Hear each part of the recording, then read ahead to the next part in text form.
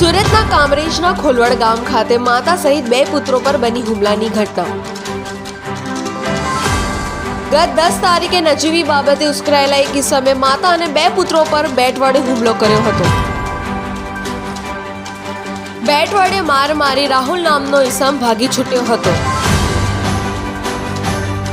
સમગ્ર ઘટનાની જાણ પોલીસને કરાઈ હતી. કામરેજ પોલીસે આગળની કાર્યવાહી હાથ ધરી છે.